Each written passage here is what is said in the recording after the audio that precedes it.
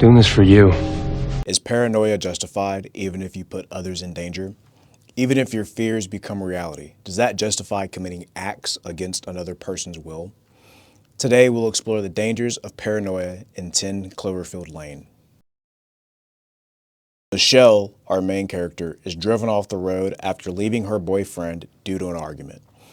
Upon waking, she meets Howard, who tells her that there's been an attack and that the air is toxic. But don't worry, they're safe in his bunker. I've heard that before. Michelle isn't quite sure what to make of the situation or to believe him because, well, she's chained up. Did I mention that Howard said that he saved her life? I saved your life by bringing you here. Okay, buddy. Upon leaving the room and exploring the bunker, she meets Emmett, who tells her that Howard is speaking the truth because he had to fight to get into the bunker and he saw the attack happen. At this point, she is still unsure about what is true and what is a lie, so Howard takes her to the door of the bunker. All appears fine outside until she sees the pigs. It's as if a disease ripped them apart, and at that point, Michelle finally starts to accept the reality of what is happening. That is, until she sees his truck. It's badly beaten and has red marks on it. Michelle's car is red and she was ran off the road. And this is where the seeds of doubt are officially into her head about what's going on, because unlike Emmett, she's not here of her own free will, and now she knows it was intentional. Michelle tells this to Emmett, but he has a hard time believing it because he knows Howard and personally helped him build the bunker. Later that night at dinner, she tries to make an escape to unravel the truth, and as she's about to unlock the door, a woman appears on the other side asking for help. There's a woman. Open the door. It's okay. I want to come inside. She looks hurt. She wants me to let her in. Do not let her in! Howard repeatedly tells her to not open the door as the woman has major chemical burns all over her body. She quickly becomes erratic and hysterical when Michelle tells her that she won't open the door, to the point that she starts banging her head against the window. This woman is crazy. At this point, Michelle is starting to believe what is actually happening. However, she also recognizes that she isn't here by her own accord.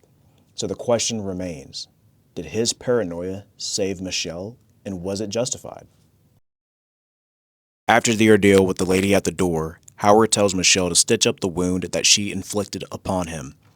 It's at this point that Howard opens up and tells Michelle about his daughter. Everything is fine for the next few days, with everyone getting along and making the most of the situation until the HVAC system needs to be fixed. Michelle is the only one who can fit into the vents, as Emmett has a broken arm and, of course, Howard is a whale. Upon restarting the HVAC, she discovers an escape hatch, and on the window, she sees the word help etched in the glass backwards with blood on it. She then discovers earrings at the base of the ladder. She's visibly distraught as she knows something isn't right. Back in the bunker, she talks to Emmett about what she has found and shows him the earrings. Do you remember when Howard opened up about his daughter and showed a picture of her to Michelle? His daughter had the same earrings on that Michelle found. Now, Emmett tells her that that's impossible and that he personally saw Howard's wife and daughter leave to go to Chicago. So the two of them sneak into his room so that she can show Emmett the picture that Howard had showed her of his daughter. Upon seeing the picture, Emmett tells her that this is not his daughter and that she is someone who went missing in the community 2 years ago.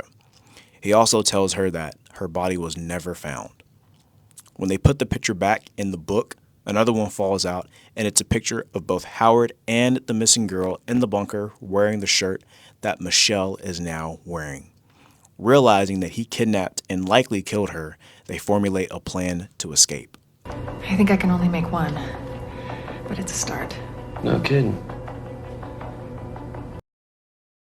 While they are planning their escape, Howard confronts them and demands to know what they are doing. Knowing that he will kill them both, Emmett says that this is all his idea and that he wanted to get the same respect for Michelle that she showed to Howard. Upon hearing this, Howard immediately shoots Emmett and comforts Michelle, though she knows the actual truth. Shaken from what happened, she hides in the pantry looking at Emmett's driver's license. While she has been saved, if that's what you want to call it, I guess, from whatever is happening topside, she now realizes that her current situation is no better and is arguably worse. As she gets ready to put the plan into motion, she hears Howard coming down and scrambles to hide what Emmett and her have been working on. Howard notices some things out of place and demands to know what she is doing. Frantic to escape, Michelle makes a break for the door and heads towards his room. He quickly catches up and says, After I saved you and kept you safe, this is how you repay me. where she proceeds to knock over the barrel of perchloric acid and Howard face plants into it, screaming as it eats away at his skin. Ouch. Although I think we can all agree that he definitely deserves that shit. Michelle escapes and discovers that while there was an attack, the air wasn't poisonous. Aliens had attacked. And the cause of the burns on the lady at the door, they had sprayed her with some form of a chemical agent. So, while Howard did technically save her from the attack, it was against her will. He did kidnap her, and he had her there for the sake of his own company. That little sick fuck. We can assume this due to the fact that his first victim was a woman and that he was extremely unwilling to initially let Emmett in the bunker. Had that happened, it would have been just the two of them, and who knows how that would have turned out, as she only took action to escape because Emmett was there. So, what do you think? Was Howard justified in what he did?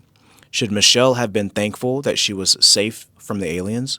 Or was Howard just taking advantage of the situation to meet his own psychotic needs? If you enjoyed this video essay, check out the edits that I made for 10 Cloverfield Lane by clicking here. If you enjoy quality cinema and are tired of all of the bad movies and shows made today, turn on notifications so you can see more videos like this on quality cinema from video essays, edits, commentary, and more. This is the home of quality cinema.